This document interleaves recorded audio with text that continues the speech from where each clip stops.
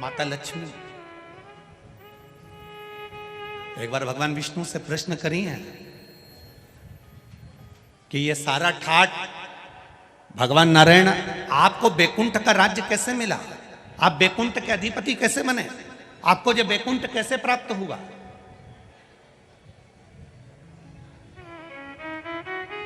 राम जी महाराज, भगवान विष्णु आप राम जी के अवतार हुए, राम जी बनकर आपने अयोध्या का राज्य भोगा, कृष्ण का अवतार लिया, द्वारका का राज्य भोगा, मथुरा का राज्य भोगा, ब्रज का राज्य भोगा। आखिर आपको ये राज्य हर घड़ी, हर पल, हर क्षण कैसे प्राप्त होते हैं, किस तरह से? भगवान विष्णु से माता लक्ष्मी ने प्रश्न करा है विष्णु पुराण के अंतर्गत, और कुर्म पुराण में भी, कुर्म पुराण में भी इसका वर्णन प्रश्न किया। यह आपको सुख कैसे मिल जाता है? आपको बैकुंठ का राज्य मिल गया, आपको द्वारका का राज्य मिल गया, आपको अयोध्या का राज्य मिल गया, आपको रावण की लंका दूसरे की थी वो लंका का राज्य आपको प्राप्त हो गया। ये कैसे प्राप्त हो जाता है? भगवान विष्णु ने अपनी धर्म पत्नी माता लक्ष्मी से कहा, लक्ष्मी मैं प्रतिदिन शंकर के शिवलिंग की आराधना करता हूँ।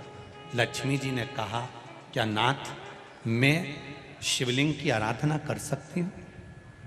क्या मैं शंकर के शिवलिंग का पूजन कर सकती हूँ, उसकी आराधना कर सकती हूँ?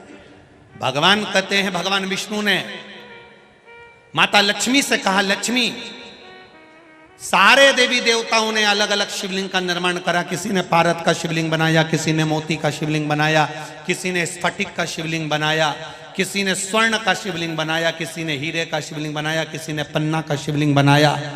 तुम्हारी मर्जी पड़े, तुम वो शिवलिंग का निर्माण करो। माता लक्ष्मी ने सुंदर आनंद के साथ एक पुखराज का शिवलिंग का निर्माण करा और सुंदर माता ने उस शिवलिंग की आराधना और पूजन करना प्रारंभ कर दिया। अब क्या मिला माता लक्ष्मी जी को? लक्ष्मी जी को मिला क्या?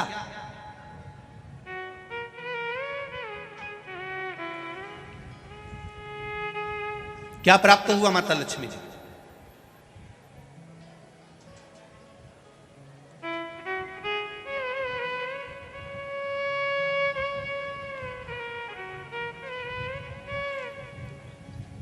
भगवान कृष्ण की प्रिया है राधिका जी, राधिका जी के प्रिय हैं भगवान कृष्ण। राम जी को बीच में कुब्जा भी मिली, सुपनखा भी मिली, पर मेरे नारायण को बहुत कुछ प्राप्त हुआ, पर आज भी लक्ष्मी जी को क्या मिला है? तो कहा, लक्ष्मी तुम किस चीज के लिए शिव जी की आराधना कर रही हो? लक्ष्मी जी कहती हैं, बस आपके चरण की सेवा मुझे दिन रात मिले। नारायण कहते हैं, मैं तो भगवान शिव के सेवा में लगा रहता हूं और आप मेरे चरण की सेवा मांग रही हो? तो मेरे चरण की सेवा ऐसे नहीं मिल सकती। कोई देगा तो वो देवाधिदेव महादेव ही दे सकते हैं। घोर तप माता लक्ष्मी ने करना प्रारंभ करा।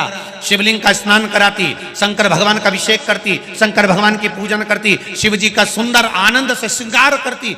मेरे देवाधिदेव महादेव, मेरे कालाधिपति महाकाल राजा, मेरे विश्वनाथ भगवान स्वयं उस शिवलिंग में से प्रकट होकर बोले, लक्ष्मी तुम्हें क्या चाहिए? लक्ष्मी जी कहती हैं, प्रभु आपने मेरा विवाह नारायण के साथ तो कर दिया, पर नारायण दिन रात आपकी सेवा में लगे रहते हैं, तो उनके चरण मुझे नहीं मिल पाते। शंकर भगवान ने कहा, मैं वचन देता हूं लक्ष्मी, तू नारायण के चरणों में सदा विराजमान मिलेगी।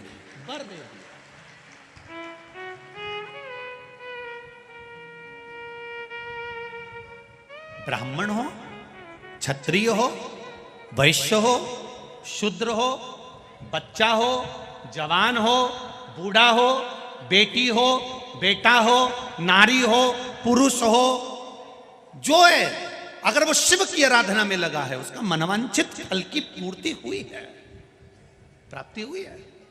और कोई तुमसे कहे कि स्त्री शंकर भगवान का आराधना कर सकती है, पूजन कर सकती है, तो दूर नहीं जाना।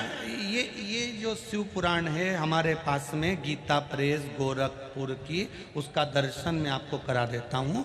ये शिव पुराण गीता प्रेस गोरखपुर की है, तुम भी बाजार से लेकर आना। इसका 73 नंबर का पेज निकाल कर पढ़ना विद्येश्वर संहिता में से। उसमें लिखा हुआ है, जो नारी शंकर भगवान का स्नान कराती है, श्रृंगार करती है, पूजन करती है, वो संसार सागर से मुक्त होकर मां पार्वती की परम सखी बनकर विराजमान होती है।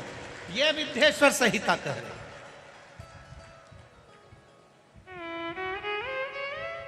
और इसी शिव महापुराण का 73वें नंबर का पेज पढ़ने के बाद में 75 नंबर पेज को पढ़ना विद्येश्वर संहिता का।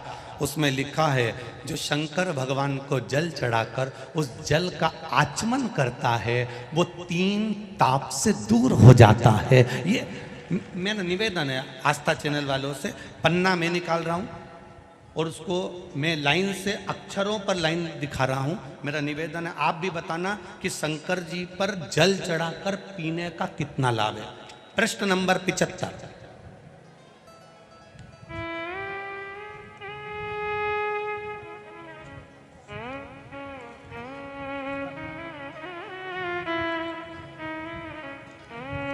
अब आस्था चैनल से निवेदन है और आप सब भी एलसीडी पर ध्यान देंगे और अपने अपने मोबाइल पर भी, जितने लोग टीवी पर कथा सुन रहे हैं वो, मोबाइल पर सुनने वाले वो, जो लोग कहते हैं शिव जी पर जल चढ़ा हुआ नहीं पीना चाहिए, उसके लिए मेरे वेद व्यास जी लिख रहे हैं, पेज नंबर 75 विद्येश्वर संहिता, ध्यान रखिएगा। जो मनुष्य, उंगली पर ध्यान देंगे जो टीवी पर चल रही है, जो मनुष्य शिवलिंग को विधि पूर्वक स्नान कराकर उस स्नान के जल का 3 बार आचमन करता है, उसके कायिक, वाचिक और मानसिक तीनों प्रकार के पाप शीघ्र नष्ट हो जाते हैं। ये शिव पुराण। अब शंकर भगवान के शिवलिंग पर चढ़ा हुआ नैवेद्य, शंकर भगवान के शिवलिंग पर चढ़ा हुआ प्रसाद खा सकते हैं कि नहीं खा सकते?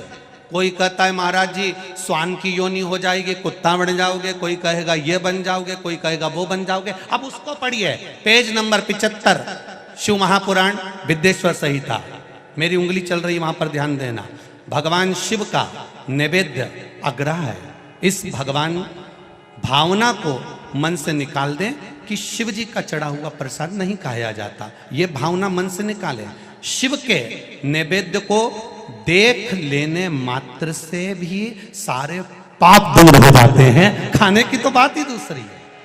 अब क्या लिखा है अगली लाइन, उसको खा लेने पर तो करोड़ों पुण्य अपने भीतर आ जाते हैं। आए हुए शिव नैवेद्य को, जो शंकर का प्रसाद है, शिव जी पे चढ़ा हुआ नैवेद्य है, अगर वो आपके सामने आ जाए उसको सिर झुकाकर प्रसन्नता पूर्वक खा लेना चाहिए।